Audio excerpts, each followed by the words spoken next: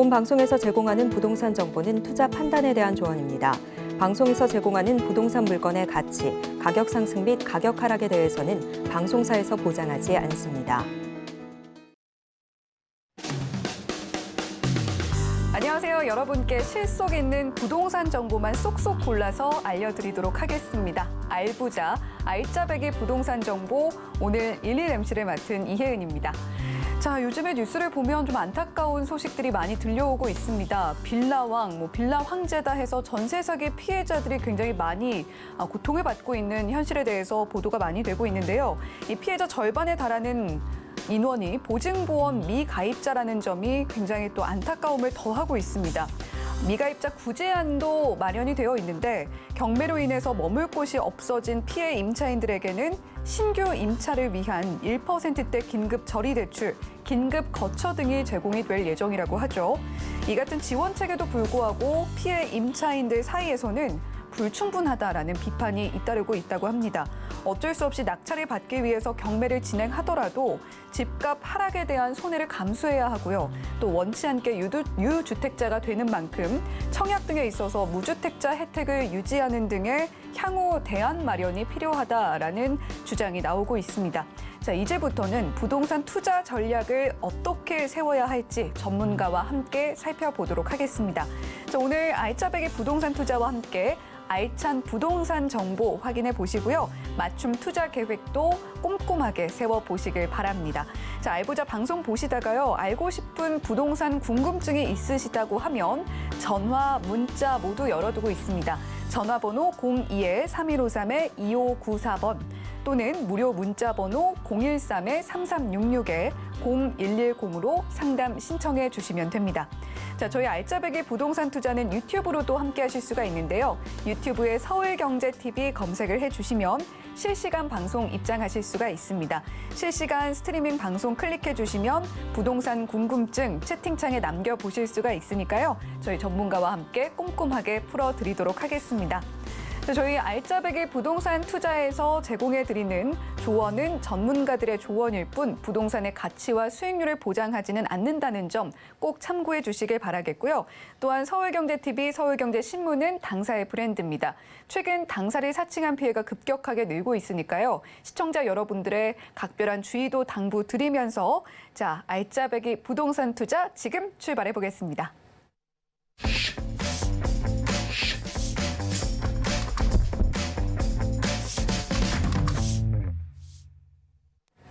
네, 오늘 알부자 함께 하실 이윤환 전문가님과 한번 인사 나눠보겠습니다. 이윤환 전문가님 안녕하세요. 네, 반갑습니다. 네, 오늘 이윤환 대표님과 함께 첫 순서 쏙쏙 부동산 뉴스인데요. 어떤 뉴스 먼저 좀 체크를 해보면 좋을까요? 자, 그래요. 일단 우리 아나운서께서 말씀하셨듯이 사실 뭐 좋은 뉴스가 있으면 좋은데 이렇게 뭐 전세 사기 피해라든지 이렇게 안 좋은 뉴스가 나오니까 사실 연초 들어서도 좀 이렇게 답답함이 좀 이어져 있다라고 생각을 합니다. 하지만 그래도 이제 좋은 뉴스라고 생각한다면 정부에서 이런 부동산이 너무 이제 거래 절벽인 상황에서 숨통을 트이고자 계속해서 완화책 정부 정책을 발표를 했어요. 그래서인지 부동산 시장이 예전 같지는 않구나라는 느낌이 이제 진행이 되고 있다라는 말씀을 전해드리고 싶은 거예요. 자, 서울에 있는 아파트값 역대 최대폭 하락이었죠. 근데 그게 이제 9주 만에 멈춰섰다라는 얘기입니다. 서울의 이제 주간 아파트 전주 대비 매매가 하락률 추이를 보니까요.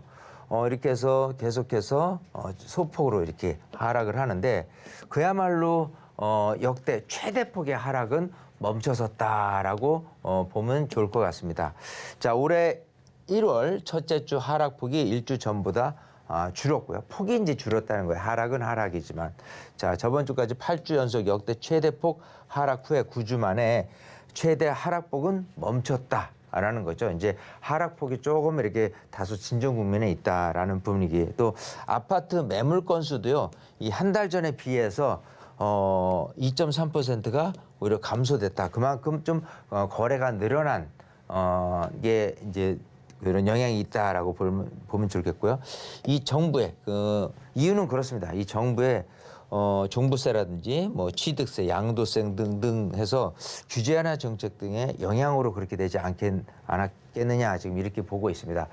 더군다나 이제 금리라는 부분이 향후 생각하면은 언제쯤 계속해서 이제 상승을 할 것이냐라고 본다면 미국의 금리가 지금 이제 4.5%에서요 대략 한 5% 초반 정도로 가다가 이제 멈출 듯하고 자 우리나라의 기준금리가 지금 현재 모습에서는 3.25%에서 올 상반기 내에 한 3.5%로 가다가 멈추지 않겠느냐라고 조심스럽게 예상을 합니다. 그러면 일단 기본적으로 금리 인상이 좀 멈춰진 상태에서 바로 하락 국면으로 들어가지 않다고 하더라도 더 이상 금리가 오르지 않겠다라는 심리적인 이 부담에서 조금 이렇게 안정 기미가 찾아온다라고 한다면 이 부동산 시장도 지금은 이 최대 하락폭이 멈췄다라고 얘기하지만 오히려 하락폭이 아닌 약간의 이제 보합세 아니면 상승 기류가 탈 수 있는 시기가 언제겠느냐라고 판단을 했을 때 빠르면 올 중반기 아니면 올 하반기 뭐 내년 상반기 정도에 가서는 이 상승 기류가 다시 설 수 있다. 물론 전반적으로 그러지는 않겠지만요. 일부 국한적인 지역에 따라서 많은 분들이 이제 선호하는 그런 지역 같은 경우는 상승 기류가 좀 생각하는 것보다 일찌감치 그 기류가 나타날 수 있겠다. 이걸 조심스럽게 예측을 할 수 있겠습니다. 네, 그동안 천정부지로 치솟던 서울 아파트 가격이었는데 다시금 하락세를 면치 못하다가 이제 9주 만에 하락세를 멈췄다라는 이야기 뉴스를 통해서 들어봤습니다. 자, 쏙쏙 부동산 뉴스까지 확인을 해봤고요. 자, 그렇다면 부동산 시장을 사로잡은 가장 뜨거운 이슈도 살펴봐야겠죠. 쏙쏙 부동산 핫 이슈 이어서 이야기 나눠보도록 하겠습니다. 자, 그래요. 이제 이슈. 자, 2023년 부동산 세제에 대한 이 개선안 오늘 이제 말씀을 드렸는데 이 시행 시기가 언제냐 이게 이제 굉장히 궁금할 거예요. 우선 여러분들이 아셔야 될 부분이 시행이라는 부분이 바로 발표했다고 해서 되는 게 아니라요. 어떤 제도는 법에 의해서 즉 법이 개선이 되려면은 국회 통과를 앞두고 있는 부분도 있고요. 또 시행령 법 하부에서 이제 시행령에서 된다고 한다면 이 정부에서 그야말로 발표한 내용대로 바로 시행을 할 수 있는 부분이 구분이 될 수 있다라고 보입니다. 자, 그렇기 때문에 이런 뭐 부동산 관련 세제 개선안이 언제 시행이 되느냐, 이미 시행이 됐느냐, 또 앞으로 될 것이냐 이런 부분들도 꼼꼼히 챙겨봐야 되지 않을까 생각이 됩니다. 자, 그래서 우선 취득세에 대한 중과 규제 뭐 여러 세대 있을 때 이런 거잖아요. 그래서 조정 대상 구역, 비조정 대상 구역 해서 나눠서 진행되고 있습니다. 어쨌든 이 조정 대상 구역이 지난 1월 5일을 기준으로 했을 때요. 용산, 서초, 강남, 송파구를 제외한 전 지역이 해제됐습니다. 자, 그러면 조정 대상 지역이라고 한다면 용산, 서초, 강남 3구를 얘기를 하는 거기 때문에 이 부분은 어쨌든 이런 식으로 8%에서 1.3, 6% 이런 식으로 됐고요. 비조정 대상 구역 같은 경우는 그야말로 조정폭이 좀 완화폭이 굉장히 좀 큰 폭으로 좀 늘었다라고 볼 수 있겠습니다. 자, 근데 이 부분이 법 규정에 관련돼 있어요. 즉 국회에서 통과가 돼야 되는 부분인데 이 정부에서는 시행 시기를 2022년 12월 1일을 기준으로 했단 말이에요. 그래서 취득한 12월 21일 이후에 취득한 주택의 잔금 지급일이 2022년 12월 21일 이후인 경우에 중과 완화 적용을 한다고 했어요. 단 취득세 중과 완화는 법률 개정 사항이기 때문에 2023년 2월 지방세법 개정안이 국회 입법 시에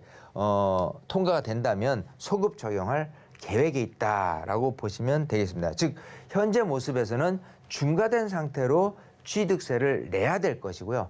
법 통과 이후로 다시 완화된 상태로 다시 환불을 받는 그런 현재 모습이다라고 보면 좋을 것 같습니다. 자, 다음은 또 이제 증여에 대한 취득세 중과 완화도 우선 이 법에 대한 개정 내용이다. 똑같습니다. 아까처럼 2020년 12월 21일부로 소급 적용할 계획에 있다라는 건데 어쨌든 증여라는 부분이 전반적으로 그냥 12% 해서 중과됐다가요.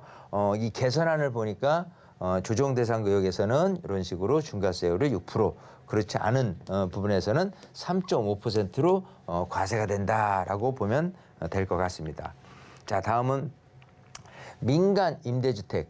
이게 이제 그야말로 이제 아파트는 안 된다. 지난 2020년 7월 11일 기준으로 했을 때부터는 이제 안 된다라고 돼 있는데 앞으로는 아파트도 등록을 할 수 있도록 하겠다라는 부분인데 이 부분도 민간 임대주택에 관한 특별법에 의해서 조정이 됐는데 어쨌든 국회에서 이제 통과가 돼야 된다라는 부분이고요. 여기 민간 임대주택에 관한 지방세에 대한 혜택을 준다고 했어요. 그래서 이런 그 신규 아파트 맞물리는 거죠. 아파트에 대한 면적 기준을 했을 때 취득세 감면 혜택을 주는 것도 이렇게 법으로 바뀌어야지만 가능하겠다. 그래서 법으로 또 이제 시행령으로 이렇게 구분을 정확히 해야 될 거고요. 민간 임대주택에 대한 그 국세 혜택 등이 있어요. 양도세 중과 배제, 종부세 합산 배제, 또 이제 법인이 매입한 거에 대한 법인세 추가 과세, 또 이제 장기 임대 의무자를 이제 10년에서 15년까지 확대할 경우에 그 6억이 아닌 수도권에서 이제 9억으로 늘려서 더 많은 혜택, 그러니까 더 좀 비싼 아파트로 이제 그런 혜택을 받을 수 있도록 하겠다라는 내용. 결론적으로는 시행령에 의해서 좀 할 거기 때문에 이건 좀 서둘러서 진행이 될 것이다. 이렇게 볼 수가 있겠습니다. 자, 어쨌든 이렇게 해서 여러분들이 꼭 알아야 될 내용들을 핫 이슈를 통해서 전달을 해봤습니다. 네, 이윤환 대표님과 함께 쏙쏙 부동산 핫 이슈 짚어봤는데요. 아무래도 최근에 부동산 관련된 규제들이 좀 풀린 부분들도 있고 변화된 정책들이 있는데 아무래도 발표된 내용과 또 시행 시기 사이에 차이가 있기 때문에 그런 부분들 꼭 체크를 해야 하고 어떤 부분들이 어떻게 영향을 미치는지까지 이윤환 대표님께서 설명 잘 해주셨습니다. 자, 여러분은 지금 알짜배기 부동산 투자, 알부자 함께하고 계신데요. 알고 싶은 부동산 정보 또는 해결하고 싶은 부동산 고민이 있으신 분들은요. 잠시 후에 진행되는 알찬 고민 상담 코너에 직접 참여해 주시면 되겠습니다. 전문가와 함께 여러분들의 고민 해결 최대한 도와드릴 수 있도록 하겠고요. 자, 저희 전화와 문자 열려 있습니다. 전화번호 02-3153-2594번 또는 무료 문자번호 013-3366-0110번으로 고민 남겨주시면 됩니다. 자, 또한 부동산에 대해서 더 깊은 고민들, 더 깊은 이야기들 나눠보기 위한 이윤환 대표님의 세미나 자리도 마련이 되어 있습니다. 2023년 부동산 해법과 소액투자처 알아보기를 주제로 열리는 이번 세미나는요. 자세한 내용 화면으로 안내해 드리도록 하겠습니다.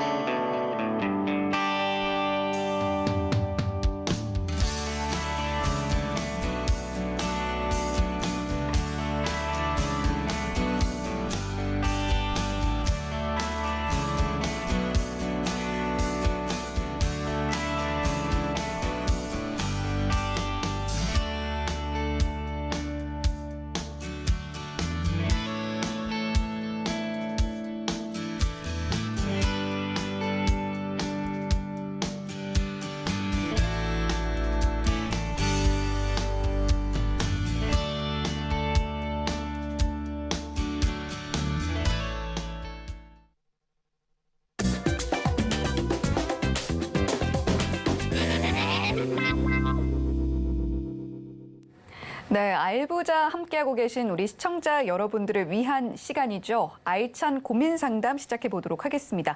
알고 싶은 부동산 정보 또는 해결하고 싶은 부동산 고민이 있으신 분들은요. 저희 알찬 고민 상담에 지금 바로 상담 신청해 주시길 바랍니다. 전화와 문자 참여 방법 한 번 더 안내해 드리도록 할게요. 전화번호 02-3153-2594번 또는 무료 문자번호 013-3366-0110번으로 전화 주시거나 문자 남겨주시면 저희가 상담 도와드릴 수 있도록 하겠습니다.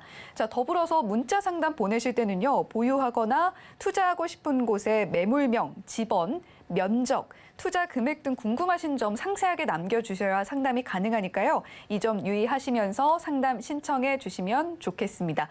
자, 아울러서 시청자님께서 말씀해 주시는 정보가 남용되지는 않을까 걱정하시는 분들, 저희 접수되는 개인정보는요, 상담 이외의 별도의 목적으로 사용되지 않고요. 또 외부의 개인정보 전달하지 않고 있습니다. 이 점 참고해 주시길 부탁드리면서 지금 바로 알찬 고민 상담 시작해 보겠습니다. 네, 시청자님 지금 연결이 되어 있다고 하는데요. 바로 만나볼게요. 시청자님 안녕하세요. 네, 시청자님 잘 들리시나요? 네. 네, 안녕하세요. 서울경제TV입니다. 아, 네, 감사합니다. 네, 저희 알짜배기 부동산 투자 알부자 프로그램에 상담 문의 주셨잖아요. 네. 네, 저 어떤 고민 있으실까요? 아, 네. 저는 용산에 집이 2개 있는데요. 네, 하나는 이천동에 한가람 아파트 30평대 하고요. 네, 네, 하나는 한남 3구역 25평짜리 조합원이거든요. 네. 그런데 그거를 둘 중에 하나를 좀 매도를 해야 될 것 같은데 네, 고민이 돼서요. 네. 전문가님의 네. 좀 조언을 듣고 싶어서요. 네. 자, 그러면 저희 이윤환 전문가님과 함께 깊은 이야기 나눠보세요. 네. 네, 반갑습니다. 네, 안녕하세요. 안녕하세요. 전문가님. 새해 복 네. 많이 받으시고요. 아, 수고가 많으십니다.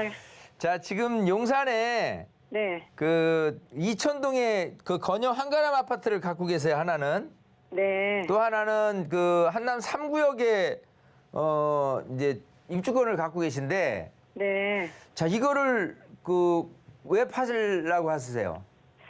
아, 나이도 좀 있고, 네. 그래서 좀 하나는 좀 매도를 해야 될 것 같아서요. 아, 그래요. 네, 자, 일단은 우선 전망부터 볼게요. 물론 이제 뭐 꼭 상황이 그래서 꼭 팔아야 된다라는 것도 중요하긴 하는데, 네, 사실 파는 시기를 얘기를 한다면 저는 최대한 조금 늦췄으면 하는 바람이에요, 지금은. 네, 자, 왜냐하면 보세요. 지금 이제 건영 한가람 아파트잖아요. 네, 그야말로 그 용산 이라는 큰 영역에서 봤을 때요. 네, 이 용산 공원을 끼고 한강변에 있는 이촌동이야말로 그야말로 정말 입지가 너무 좋다. 그리고 네. 이제 한남 3구역 같은 경우도 지금 이제 사업 재개발 사업이 진행이 되면서 이제 사업시 인가까지 이제 득했단 말이에요. 네, 자, 그러면서 어떻게 보면은 사업이 이제 본격적으로 진행이 되고 있는 상황에서 그야말로 빨리 돼서 관리처분까지 득해서 새 아파트가 된다면, 물론 이제 앞으로도 그런 기간이 한 4년 5년은 더 필요하겠지만 네, 놔둬서 해야 될 거는 전혀 없어요. 그렇잖아요? 네, 네, 그래서 뭐 둘 중에 하나를 어느 것을 매도를 하겠다. 어쨌든 둘 중 하나 어느 하나를 매도하는 것 자체가 굉장히 조금 아깝다라는 생각이 들어요. 자, 그러면 뭐부터 판단을 해야 되냐면 내가 이게 둘 중에 하나를 왜 파느냐 판단했을 때 이 종부세 때문이다. 그렇잖아요? 아, 저는 그건 아니고요. 네. 아, 좀 그러면 사정이 그래서, 네. 이거 언제 사셨어요? 각각 한남 뉴타운 물건하고 이천동에 있는 거하고.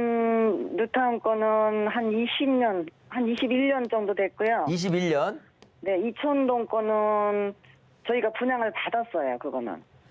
이게 옛날에 97년인가 8년에 저 분양을 받으셨을 것 같은데요. 네, 저는 그때 그 조합원은 아니었고요. 네. 그럼 일반 분양 나온 걸 받았어요. 그러면 잘 살펴봐야 됩니다. 뭐냐면 네, 그 당시에 이제 IMF를 이제 극복을 하기 위해서요. 네, 부동산 시장이 굉장히 침체에 있었어요. 네, 자, 그랬을 때 소위 거래도 없고 하다 보니까 분양을 받으시는 분들한테 혜택을 줬었던 시기예요, 이 시기가. 네, 그래서 만약 그 시기에 맞게 혜택을 주는 주세특례 제한법이라는 혜택을 주는 시기에 내가 일반 분양을 받았다고 한다면 그야말로 엄청난 혜택이 주어지는 거예요. 세금 혜택이 있거든요. 그러면은 그야말로 이 건영 아파트 같은 경우 거기에 해당됐을 경우라면은 잘하면은 이거를 팔았을 때 세금이 굉장히 적게 나올 수 있다고 봐요. 왜냐면 어쨌든 12억까지 비과세 그 이후로는 세금을 내야 되는 거고 만약에 그때 당시에 세금 혜택이라는 부분이 그야말로 100% 양도세 감면이라는 것까지 혜택을 누릴 수 있다고 한다면요. 그럴 수 있다고 보여요. 그것까지는 혹시 체크를 해보셨어요? 아니요. 안 해보셨죠? 네. 자, 일단은 요거 20년 됐고 이거 뭐 그야말로 한 25년 됐단 말이에요. 둘 다 세금 부분이라면 굉장히 많이 나와요. 일반세율이라고 손 치더라도. 네. 근데 둘 중에 하나 중에서 세금 혜택을 얻어낼 게 있다면 그것부터 매도를 하는 게 맞잖아요. 네. 그러고 나서 하나 남는 거는 장기적으로 가져갔을 때 그야말로 1세대 1주택 비과세를 받고 12억 넘어가는 거에 대해서는 세금을 어쩔 수 없이 내야 되지만 특히 또 한남뉴타운 같은 경우는 나중에 새 아파트가 되고 나서 파는 게 훨씬 유리하다고 저는 판단이 돼요.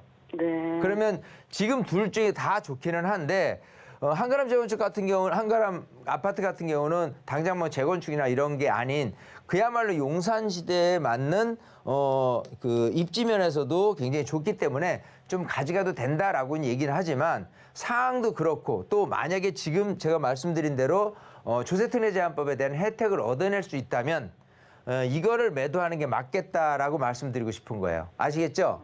네. 네, 그래서 제가 이거라고 꼬집어서 이렇게 뭐 확실히 든다 안 된다고 말씀을 드릴 수는 없는 내용인데 우선 세무사분하고 상담을 해서 이 당시에 그런 혜택, 양도세 혜택이 있는지를 체크해 보시고요. 그마저도 잘 모르겠다라고 한다면은 따로 한번 문의를 주신다면은 제가 한번 이거를 검토를 해 볼게요. 그래서 요 당시에 그런 혜택을 받을 수 있는 거라면은 우리 시청자님은 엄청난 이 전화 통화에서 소위 새해 복을 신년부터 받으신 거다 이렇게 저는 보이거든요. 아시겠죠? 네. 네. 전화 잘 주셨고 하여튼간 지금 파실 사항이다라고 한다면은 이왕이면 세금을 줄이는 측면에서 요걸 알아보자. 한가람 아파트를 알아보자고 했으니까요. 다시 한번 체크해 보시고 아니면 다시 한번 연락을 주시면 제가 시원하게 알려드리도록 하겠습니다. 아시겠죠? 네. 네, 정말 감사드립니다. 네, 이렇게 정리해드리겠습니다. 네, 감사합니다. 네, 우리 시청자님 용산구에 보유하고 계신 매물 2건 중에 하나만 좀 가져가고 싶다라는 고민 남겨주셨는데요. 자, 우리 이윤환 대표님께서는 두 매물 모두 지금 매도를 하기에는 좀 아깝다라는 이야기 해주셨습니다만 여러 가지 세금이나 이런 부분들을 고려했을 때 일단은 한가람 아파트에 대해서 조금 더 고민을 해보자라는 이야기 해주셨습니다. 자, 계속해서 다음 시청자님도 바로 전화로 만나보도록 할게요. 연결돼 있다고 하는데요. 만나보겠습니다. 시청자님 안녕하세요. 네, 안녕하세요. 네, 시청자님 저희 서울경제TV입니다. 예. 네, 저희 알짜배기 부동산 투자 알부자 프로그램에 문의 주셨잖아요. 예. 네, 어떤 부분이 고민이 되셔서 연락 주셨을까요? 증여 이제 공제가액 문제 때문에 연락드렸거든요. 네, 구체적으로 고민 내용 말씀해 주시죠. 예, 그 자녀 증액 공제가액이 그 전에 5천이라고 얘기를 들었는데 네, 그게 1억으로 올랐다고 제가 얘기를 들었거든요. 세율이요. 네. 그게 맞나요? 구체적으로 자녀 증여 공제가액의 구체적인 부분들이 궁금하신 것 같은데, 자, 저희 이윤환 대표님과 함께 이야기 나눠보세요. 예. 네, 반갑습니다. 예, 안녕하세요. 네, 새해 복 많이 받으시고요. 예. 자, 지금 이제 증여에 대한 그 문의도 상당히 많이 받고 있어요. 예. 자, 일단 지금 이제 세법 개정안이라는 부분이 이렇게 하겠다라는 내용 중에서 말씀하신 대로 증여에 대한 뭐 취득세라는 부분도 있는데 증여세라는 부분도 이렇게 이제 좋은 쪽으로 이제 완화책을 했는데 그 중에서가 이 공제라는 부분이 있잖아요. 예. 그래서 이제 공제를 이제 성년이다라고 했을 경우는요. 원래는 5천만 원이 공제가 돼요. 예. 자, 미성년자 같은 경우는 2천만 원이 공제가 됩니다. 현재 모습에서는. 근데 그걸 얼마까지 늘려줄 거냐 하면은 5천에서 예. 1억까지 늘려주겠다라고 안이 나온 거예요. 아직 개정된 건 아니지만. 자, 그리고 이제 미성년자 같은 경우 2천에서 5천만 원까지 공제를 해주겠다라고 하는 거고, 우리 시청자님 같은 경우는 지금 요거를 말씀하시는 거거든요.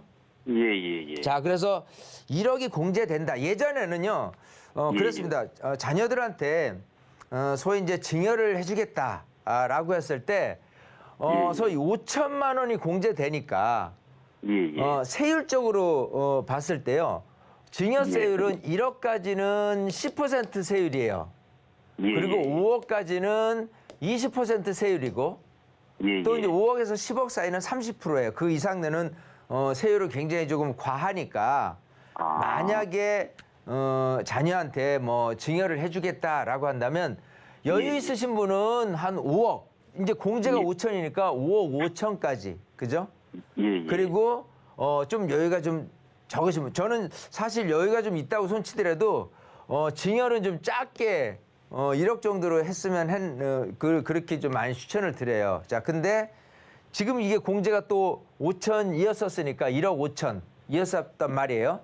예. 근데 그게 공제가 1억으로 늘어나면 자연스럽게 5억이 아닌 6억을 이제 증여를 해줄 수가 있는 거잖아요.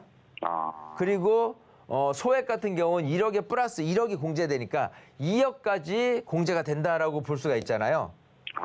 자, 그럼 우리 시청자님 지금 궁금해 하시는 게 지금 예. 2억 정도, 예를 들어서 예. 아니면 뭐 1억이면은 한 푼도 세금을 안 낼 수 있으니까. 예. 그럼 우리 시청자님이 1억 정도 뭔가 증여해주고 싶어요? 아니면 뭐 2억까지 정도는 또 해주고 싶어요? 아니면 여유가 있어서 5억, 그러니까 6억까지도 증여를 해주고 싶은 건가요? 아니요, 지금 제가 가진 거는 2억 정도 되는데 2억. 그걸 자녀한테 이제 예. 증여를 해주려고 생각을 하고 있거든요. 아, 그러시구나. 예. 자, 그래요. 지금 이제 공부는 됐죠? 증여에 대한 이제 공제가 그 1억까지 되니까 2억이면은 공제 빼고 1억에 대한 세율 10% 적용을 한다 그러면은 세금은 예. 이제 1,000만 원 내는 거예요. 그렇죠. 2억을 증여를 해줬을 때. 예. 그리고 또 하나는요. 예. 내가 가진 부동산을 증여해 주는 게 있고, 다른 거를 사줘서 전세 끼고 뭔가를 사주는 게 있어요. 예. 그러니까 이거 같은 경우는 소위 매매 금액이 있고, 또 이렇게 뭐 전세 보증금이 있다라고 한다면 요 나머지 차액분은 현금 증여가 될 거고요. 증여세가. 예. 그리고 예. 나머지는 이제 양도세로 세금을 이원화시켜서 계산을 해야 되는 건데, 다른 걸 사준다라고 한다면 전세 보증금 있고 나머지 매매 금액이 있으면 그걸 제외한 나머지 이 부분이 현금 증여가 되는 거예요. 그래서 우리 시청자님이 현금 증여 2억을 뭐를 사주냐, 이 각도에서 출발하는 게 맞겠다, 저는 그렇게 생각을 해요. 혹시 2억 정도 돼가지고 뭐를 해주고 싶으세요?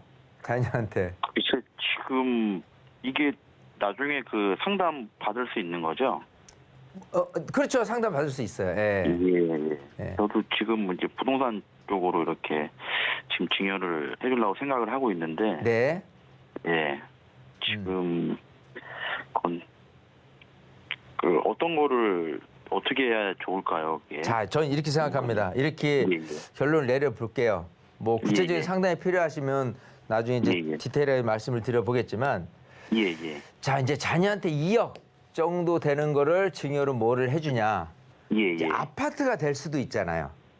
그렇잖아요. 예. 그러면은 예를 들어 내가 5억짜리 아파트를 해준다고 가정을 할 경우에 전세 3억 끼고 5억짜리 아파트를 해줄 수 있잖아요. 예. 그랬을 때 이제 아파트인데 5억이다. 그러면 이 아파트가 5억짜리 찾으려면 어디 서울 시내에서도 뭐 중심부나 뭐 역세권이나 이런 데로 할 수가 있느냐? 그래서 어렵겠죠.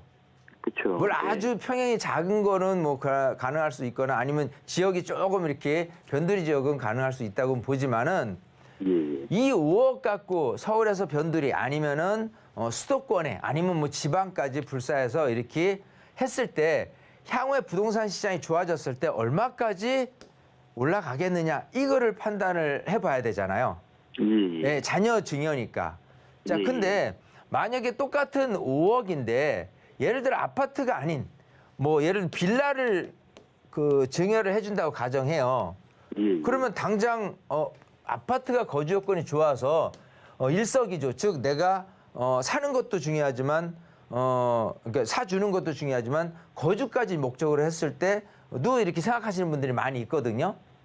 자, 근데 여기서 판단했을 때 빌라는 당장 거주할 거는 아니에요. 아파트가 더 나을 수도 있겠죠. 하지만 이 빌라의 모습 형태가 지금 서울시에서 신속통합계획이라든지 모아타운, 모아주택으로 굉장히 적극적으로 사업 추진을 하려고 그래요. 왜냐하면 많은 분들이 소위 그 세빌라를 원하기 때문에 공급을 확대하겠다는 측면에서 적극적인 모습으로 지금 계획을 하고 있잖아요.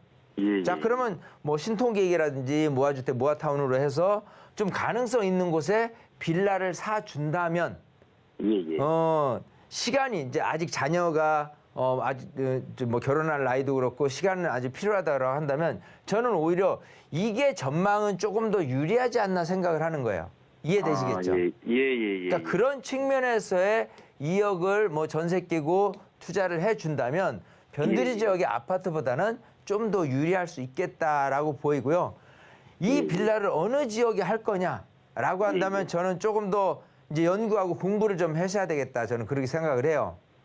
신통계약도 공부하고 신통계획도 공부하고 모아타운, 모아주택도 공부하고 그리고 정말 입지가 뛰어나서 향후에 아파트로 이제 재개발됐을 때 그야말로 돈이 될 수 있는 좀 자산 가치가 확 불어날 수 있는 그런 지역을 좀 이렇게 선점하는 게 훨씬 유리하지 않나 생각이 돼요. 아시겠죠? 예. 우리 시청자님은 꼭 세미나에도 오시고 필요하시면 상담 신청도 해서 자녀한테 훌륭한 증여 계획을 세우시기를 바라겠습니다. 예. 감사합니다. 정말. 네, 이렇게 정리해드리겠습니다. 네, 감사합니다. 네, 우리 시청자님께서 자녀 증여 관련해서 문의를 해주셨습니다. 아무래도 좀 방송 중이다 보니까 구체적으로 어떤 식으로 증여를 계획하고 계신지 이야기하기 어려운 부분이 있으셨을 것 같은데요. 구체적인 상담은 또 따로 신청을 하셔서 받아보시면 좋겠다라는 생각이 듭니다. 자, 다음은 계속해서 문자 상담으로 한번 넘어가 보도록 할게요. 문자로 사연 보내실 때 주의사항도 알려드리도록 하겠습니다. 보유하거나 투자하고 싶은 곳의 매물명, 집원, 면적, 투자 금액 등 궁금하신 점 자세하게 적어서 보내주셔야 상담이 가능하니까요. 이 점 꼭 알아두시면 좋겠고요. 자, 그러면 바로 문자로 들어온 고민 해결 들어가 보도록 하겠습니다. 어떤 고민 남겨주셨는지 화면 통해서 만나볼게요. 네, 시청자 문자 상담 내용입니다. 문자로 보내주신 고민이고요. 주택 임대사업자 등록을 2채 이상이어야 가능하다고 하면서 서울 광진구 구이동 신축 빌라 5천만 원 갭 투자 권유를 받았습니다. 괜찮을까요? 라고 문자 상담 보내주셨는데요. 자, 이윤환 대표님, 이 내용들 어떻게 좀 바라보면 좋을까요? 네, 그렇습니다. 일단 지금 뭐 그야말로 신년 들어서 정부 정책이 계속 이제 변하니까 많은 분들이 요만큼은 알고 확실하게 이제 모르시는 분들이 많아요. 그래서 이런 문의가 굉장히 많이 받습니다. 자, 뭐 주택임대사업자에 대한 혜택을 늘린다라고는 하는데 지금 문자 사연 보듯이요. 그야말로 이제 그 임대사업자 등록을 하는 데 있어서 기존 임대사업자를 등록을 하시는 분이 하나를 추가로 하는 거는 아니고 신규 임대사업자를 등록을 하려면 하나 등록해 주세요라고 한다면 안 돼요. 2채를 동시에 등록을 한다라고 했을 때 받아준다. 이제 그거는 과도하게 이걸 하나만을 혜택을 보고 누리기 위해서 하는 거는 좀 맞겠다. 그래서 다수의 주택임대사업자 등록을 유도하고 임차인을 보호하기 위한 그런 사실 궁극적인 제도이거든요. 자, 그렇게 봤을 때 지금 말씀하신 게 소액으로 이렇게 또 광진구 구이동은 어떠냐라고 했을 때 보면요. 이런 것 같아요. 많은 분들이 만약에 내가 아파트가 한 채가 있어요. 내가 거주용 아파트가 있고 그리고 또 하나는 또 다른 아파트 한 채가 있습니다. 이거는 이제 임대 놓고 있어요. 근데 둘 다 좋아. 내가 거주하는 아파트도 좋고 내가 가지고 있는 소유 아파트도 좋아. 근데 이 아파트를 주택임대사업자를 등록을 하려고 한다면은 가능은 하니까. 근데 한 채는 안 해준대. 그러면은 어떻게든 다른 거를 같이 화합을 해서 진행을 해야 된단 말이에요. 만약에 이게 또다시 아파트다라고 한다면은 좋을 수는 있겠지만 이 비용이 만만치 않게 들어갈 거란 말이에요. 전세 끼고 진행한다고 손치더라도 또 오피스텔이다라고 했을 때 물론 가능하겠죠. 주택임대 사업자 등록이. 근데 이제 궁극적으로 재산세에 대한 혜택에서는요 똑같은 군락, 즉 오피스텔은 오피스텔 그리고 아파트라든지 빌라라든지 이런 형태 같은 경우 묶어서 이렇게 두 채 이상대의 혜택을 받아요. 즉 이 아파트가 온전히 여러 가지 혜택을 다 받으려고 한다면은 사실 이 다세대나 연립, 즉 이 빌라 같은 형태의 그 하는 게 훨씬 유리하다라는 부분이에요. 자, 근데 아까 문자에서 뭐라고 얘기했냐면 이 빌라인데 신축 빌라라고 얘기했어요. 그러면 신축 빌라라는 게 장점이 또 뭐가 있냐라고 한다면은 일단 취득세 감면이라는 게 돼요. 예, 그래서 1주택 있고 2주택 있고 3주택 있는 상태에서 취득세가 중과가 된다라고 하는 것보다는 아예 1에서 3%를 내는 게 훨씬 유리한 거 아니겠습니까? 자, 그렇게 된다면은 신축 빌라에서 받을 수 있는 혜택은 소위 취득세 85%가 감면이 되니까 훨씬 유리한 고지에 있을 거고요.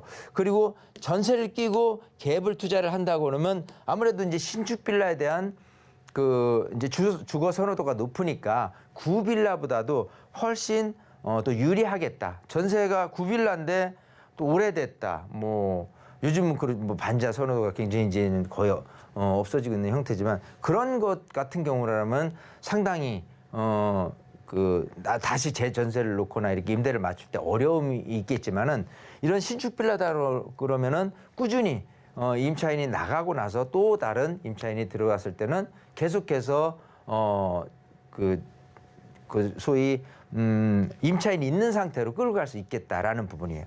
거기다가 이제 위치를 봤을 때 지금 이제 구이동이라고 얘기를 했는데 이 구이동이 일단 광진구입니다. 그죠? 예.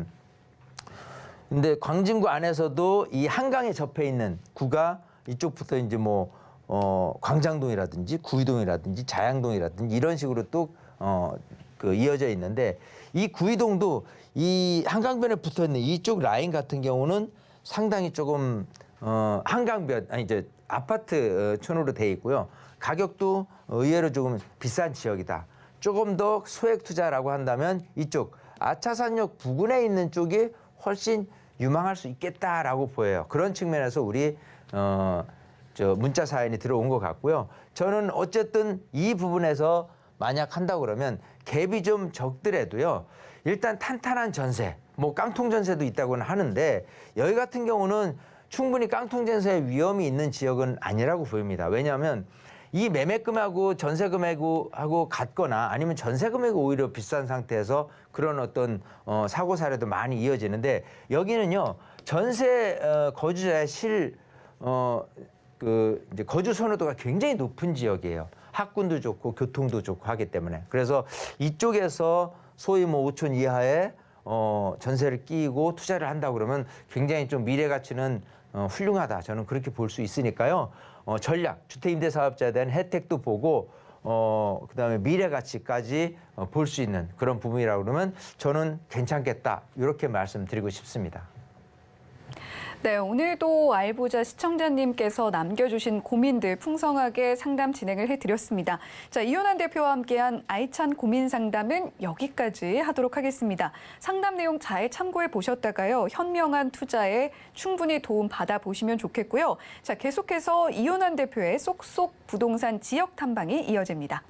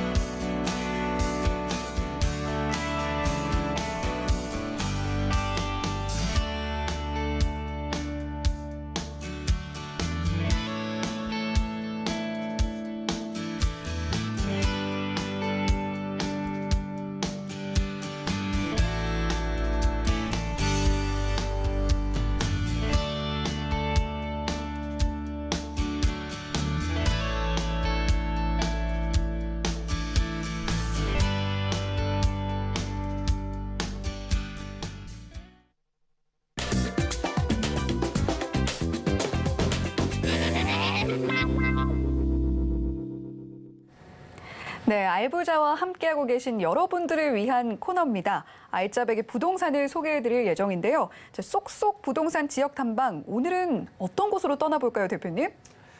자, 그래요. 아무래도 항상 이 어느 지역이든 유망 지역이 또 있을 수 있고요. 틈새 시장이라는 데가 있을 수 있어요. 그래서 정부 발표에 의해서 뭔가 조금 혜택을 누릴 수 있는 그런 지역이 어디냐? 여기를 좀 찾아보도록 하겠습니다. 네, 과연 어떤 지역 소개를 해주실지 더욱더 궁금증이 밀려 들어오는데요. 자, 자세한 설명도 부탁드릴게요.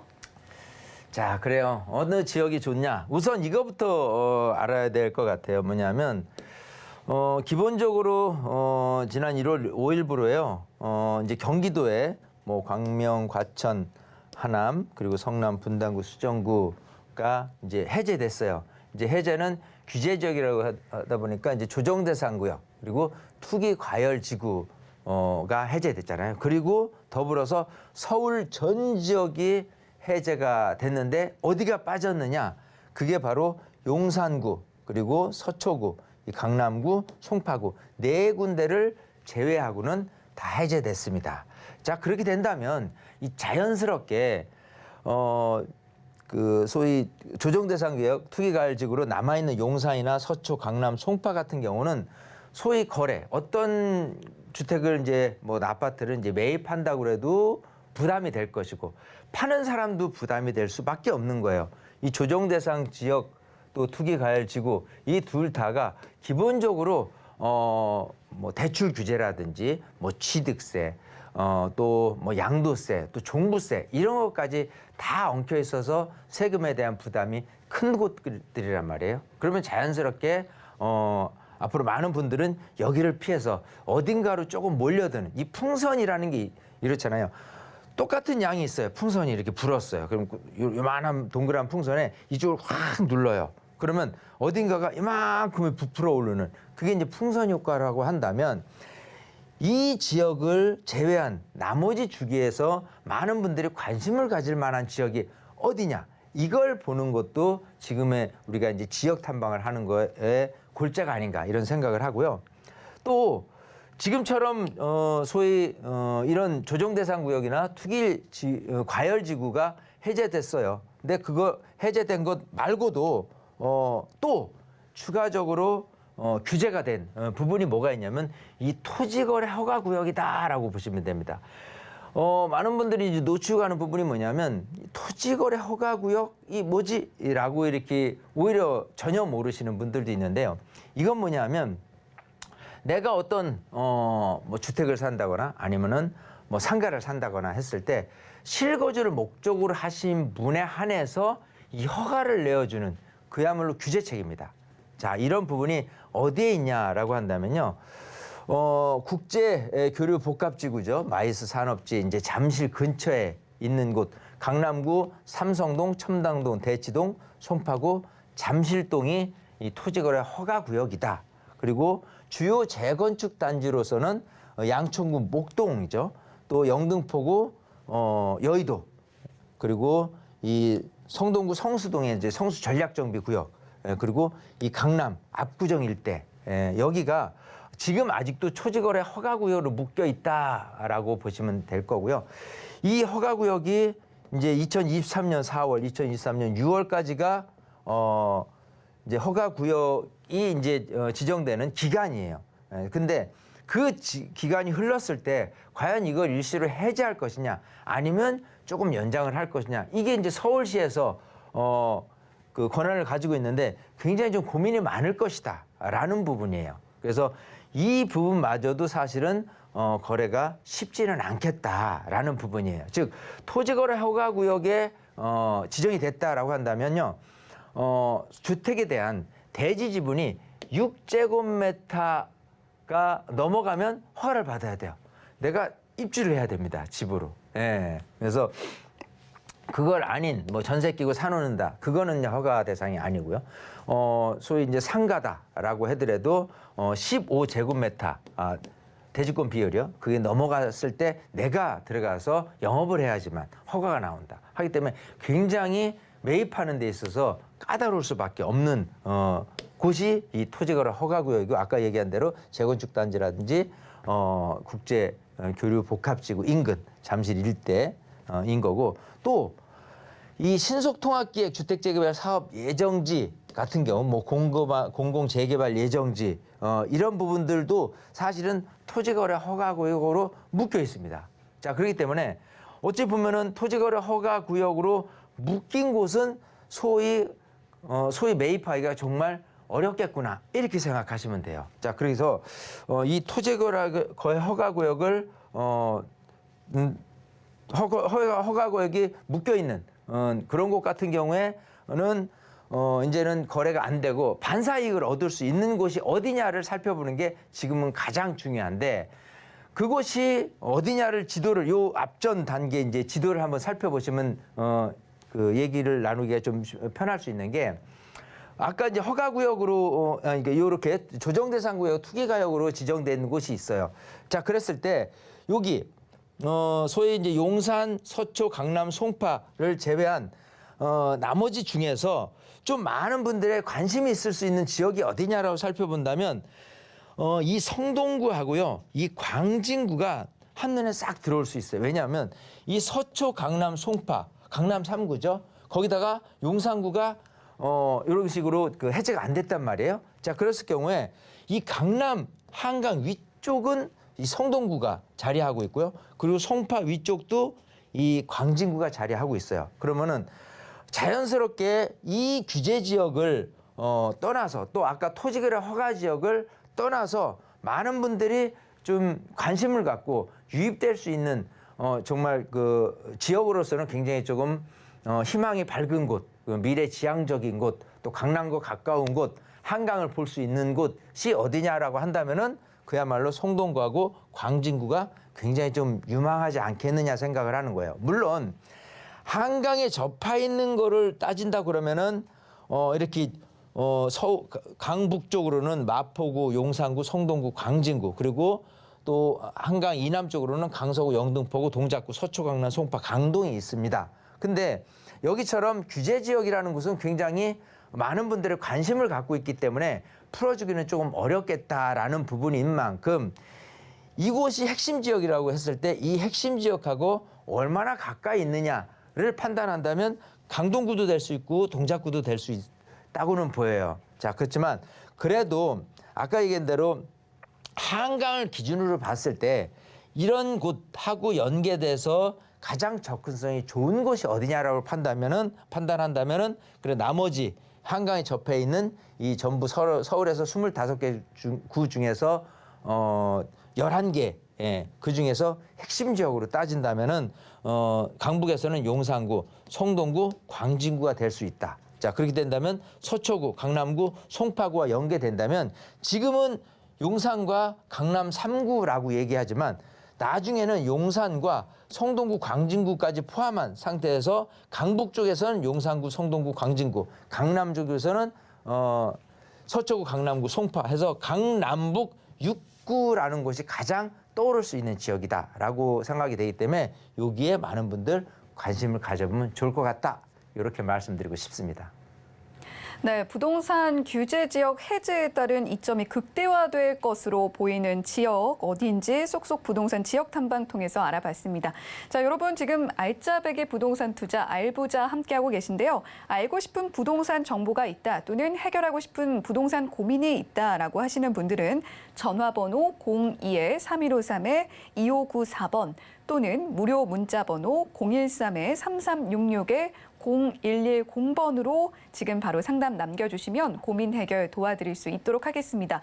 자, 더불어서 이윤환 대표님의 세미나 자리도 마련이 되어 있는데요. 자세한 내용 화면으로 안내해드리겠습니다.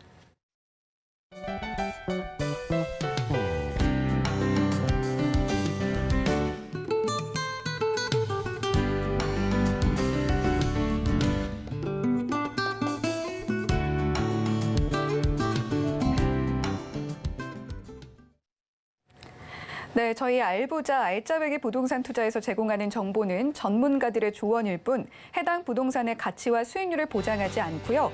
또한 서울경제TV, 서울경제신문은 당사의 브랜드입니다. 최근 당사를 사칭한 피해가 급격히 늘고 있는 만큼 시청자 여러분들의 주의도 함께 당부드리도록 하겠습니다. 자, 오늘 방송은요, 서울경제TV 홈페이지 그리고 네이버 TV의 센TV 부동산 사람들을 통해서 다시 보실 수가 있습니다. 방송이 끝난 후에도 전화 상담번호 02-3153-2594번 또는 무료 문자번호 013-3366-0110번을 통해서 참여 가능하니까요. 궁금증 남겨주시길 바랍니다.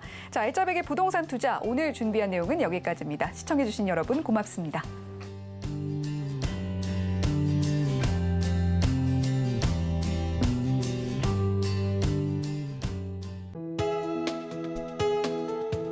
본 방송에서 제공하는 부동산 정보는 투자 판단에 대한 조언입니다.